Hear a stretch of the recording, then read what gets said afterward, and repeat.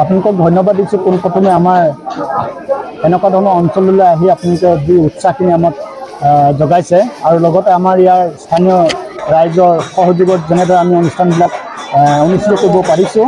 আচলতে আমাৰ ইয়াত ক'বলৈ গ'লে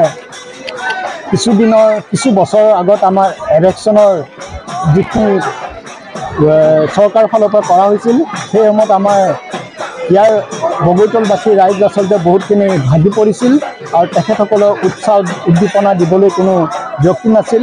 তাত ইয়াত কিছুমান যুৱকসকল আৰু কিছুমান বিশেষ ব্যক্তিসকলৰ দ্বাৰা আমাৰ ব্যক্তিসকল উৎসাহিত হৈছিল আৰু তেনেদৰে আমি আজি এই বিহুখিনি পাতি আমি তেনেদৰে সন্মিলনীৰে যাতে আমি অনুষ্ঠান এভাগ চলাই লৈ যাব পাৰোঁ, ঐক্য সংহতিখিনি যাতে আমি ৰাখিব পাৰোঁ আৰু আমাৰ বাপতিসাহোন জাতীয় উৎসৱটো আমি যাতে পালন কৰিব পাৰোঁ।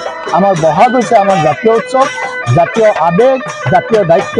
গতিকে আমি এইখিনি কৰিবলৈ কাৰণে আজি আমি অনুষ্ঠিত কৰিছোঁ আৰু আপোনালোকক পুনৰবাৰ আমি ধন্যবাদ দি আজি আমি এই বক্তব্য সামৰণি মাৰিছোঁ। Thank U.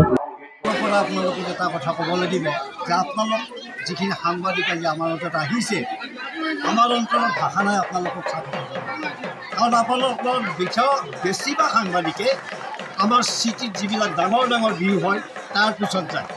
কিন্তু আজি আপোনালোকক মই ধন্যবাদ এইকাৰণেই জনাইছোঁ যে আমাৰ দৰে পিছপৰা অঞ্চলতো এই বগৰীতলবাসী ৰাইজৰ ওচৰত আপোনালোকে আমাৰ বিহুৰ কথাৰ বুজ ল'বলৈ আহিছে।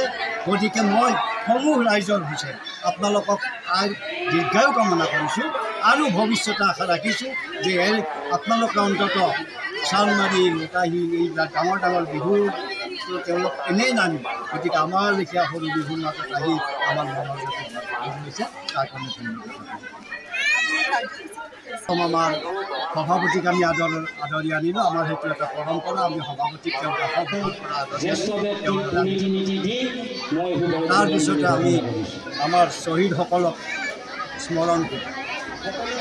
তাৰ আগতেই কিন্তু আমি যেতিয়া সভাপতিক আদৰি আনো, আমাৰ এই বিহুতলীত সক্ৰিয়ভাৱে লাগি থকা অৱস্থাত যিসকল ব্যক্তি ইতিমধ্যে আমাৰ মাজৰ পৰা অৱগত হৈ গৈছে, তেখেতসকলৰ স্মৃতি হৈছে আমি দুটা মিলি কৰিছোঁ।